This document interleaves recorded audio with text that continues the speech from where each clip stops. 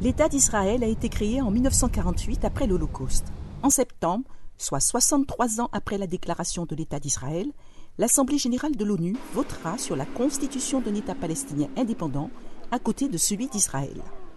En ce moment, Juifs et Arabes vivent côte à côte sur cette étroite bande de terre. Les Juifs revendiquent la propriété de la terre comme faisant partie du patrimoine historique, en disant qu'ils y sont retournés après 2000 ans d'exil.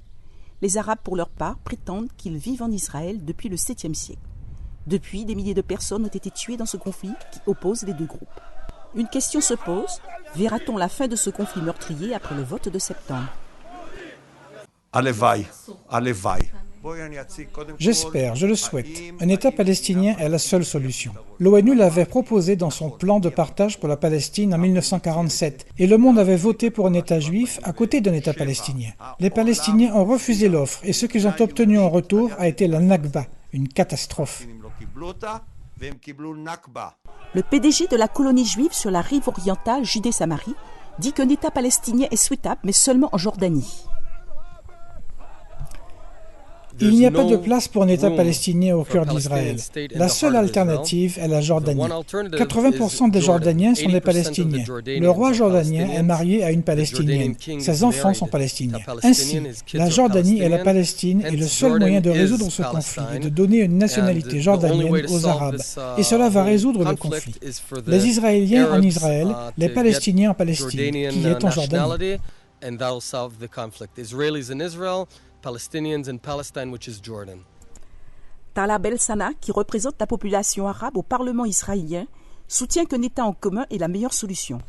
Je crois que la solution idéale la plus sage est d'avoir un État dans lequel les deux nations puissent résider, accomplissant leur droit à l'autodétermination. Un État permettant le droit de vote, des élections libres et le droit au retour des Palestiniens. Une solution à la fois pour les Arabes et pour les Juifs. Le professeur Safeu prédit que l'idée d'avoir un État pour deux nations ne peut pas réussir. Il prévoit une coexistence houleuse. Les Arabes conçoivent qu'ils seraient les mieux lotis si le pays tout entier était binational, car ils atteindront une majorité, et ce sera la fin de l'État juif sioniste et tout ce qu'il représente. Ils ne nous permettront jamais de continuer à vivre ici. Nous serions anéantis. En 2030, il y aura 42% de Juifs et près de 58% d'Arabes, avec un Premier ministre arabe. Et en moins de temps que de le dire, les Juifs seraient expulsés. Et je prie qu'ils soient seulement expulsés, parce qu'autrement ce sera un massacre ici, une affreuse djihad. Naftali Bennett précise que lorsque les Palestiniens ont accédé à des élections démocratiques dans la bande de Gaza, ils ont voté pour le Hamas, une organisation qui appelle à l'anéantissement d'Israël. La majorité des Arabes vivant sur la terre d'Israël veulent nous exterminer d'ici. C'est pourquoi, s'ils ont des élections démocratiques ouvertes, ils éliront comme ils l'ont fait auparavant, le Hamas, qui est un groupe terroriste ultra-islamique. Le professeur Safeu s'engage toujours pour des solutions négociées avant d'établir un nouvel État. S'ils proclament une reconnaissance unilatérale d'un État palestinien, je crains qu'il y ait violence. Parce que nous devons le faire par des négociations. Nous devons finaliser les frontières, finaliser la question de Jérusalem, les problèmes d'eau, des réfugiés et tout le reste.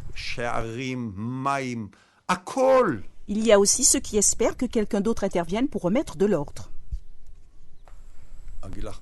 Laissez-moi vous dire ce que j'espère vraiment secrètement. C'est que Obama, dans son discours de cette semaine, dise « Messieurs, vous ne parvenez pas à un accord, vous nuisez à la paix internationale. Le reste du monde se dégrade et nous n'avons plus de temps à vous consacrer. Nous sommes fatigués de vous, les Juifs et les Palestiniens. Aussi, de mon propre chef, je vous impose un pays. Voici le tracé des frontières et c'est fini. » Contribuer à la stabilité et la paix fait partie de l'intérêt mondial. Ce n'est pas seulement dans l'intérêt du Moyen-Orient, mais aussi du monde entier. NTD News, Israël.